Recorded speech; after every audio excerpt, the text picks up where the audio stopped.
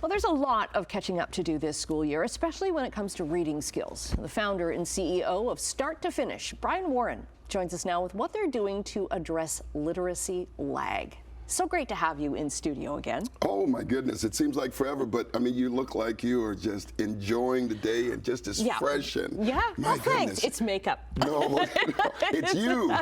So good to see you. Go on. Yes. And before we get into this, I want to congratulate you. You got an honorary doctorate of law at McMaster University for your work with Start2Finish. There's your at convocation right now, and you got this because of the work that you do as a CFL, in the CFL, as a teacher, but on bringing kids up. And in your convocation message, you had this great statement about help comes in cans, not can-nots.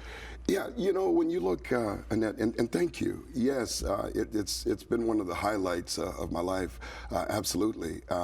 When we look at the pandemic, it's been catastrophic, especially with the BIPOC community, Black, Indigenous, people of color. And one of the things that I wanted to encourage the School of Engineering, that they are the people that are going to give solutions. And things come in cans, not in can-nots. You've never seen a can, but you have seen a can. And we can make a difference. You know, what we've been able to do with this learning lag and this catastrophic time with the pandemic with kids is begin to innovate and also use what we know, what we have in over 20 years of working and giving out backpacks and also working on solutions to actually come up with some tools to help not only educators but also to help bridge the gap and with well-being and also with allowing that literacy lag to bridge the gap. Right, and you say it was especially for kids who are, a lot of BIPOC kids were right on the margins before the pandemic. Yeah, you know, so many of our kids, I mean, when we started here in Hamilton, 1 in 3 children in Canada lived in poverty. That was in 2000. And Code Red said that, you know, we need to do something. And after coming out of the CFL and working as a social entrepreneur, I said, I'm going to bring some people together and we're going to work on some solutions and work right here in Hamilton. I'm so proud to say now we're in 70 communities across the country. And not only with our after-school programs, but also giving out backpacks, but also now with BrainWorks, learning enhancement programs and enhancing some of these problem areas that have been revealed and exposed during the pandemic. And you have so many volunteers who work for you as well, helping kids one-on-one. Yes, you know, that really is the heart and soul of what we do. You know, people see me and it's great. I mean, the doctorate, you just carry it around with you. You know what, I mean, I've got to make sure that I prove that. You know, it was so funny when I was talking to the engineering students in that convocation, I brought my Argo ring in. Okay, and very nice. I wanted to make sure that they realized, you know, don't hold it against me. Right? Even though you are wearing the Argo blue. Right. Well, it was a chancellor that said it, you know. I mean, she said, make sure that you do that. And I know it's Labor Day and there's going to be a whole lot of people, Oski wee wee, Oski wah wah, holy mackinaw, eat him raw, right?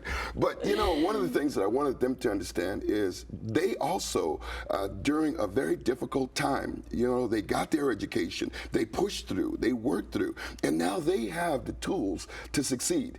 And now what we need to do is help someone else to succeed as well, not just for ourselves, but also to bridge that gap by working in these communities to give solutions. Do some hackathons where you're starting to now say, how can we change what we're doing? You know, that's one of the things that Start2Finish has really prided ourselves in innovation. And so when we look at what we're doing in not only the vending machines and the learning enhancement programs. And these are vending machines in Indigenous communities where kids can go and read stories about themselves. Absolutely, right? Yeah. And it's relevant, and it's in their cultural context, and they're allowed to see themselves, and they're allowed to thrive as well. You know, I mean, we look at the problems, we hear about the problems. When it bleeds, it leads. But when we start looking at how we can actually make a difference, our careship is more important than anything. Right. Because we're looking at a caring community, not just trying to cure the problem, but after you cure it, you have to have a care, and that's why, you know, being here today and you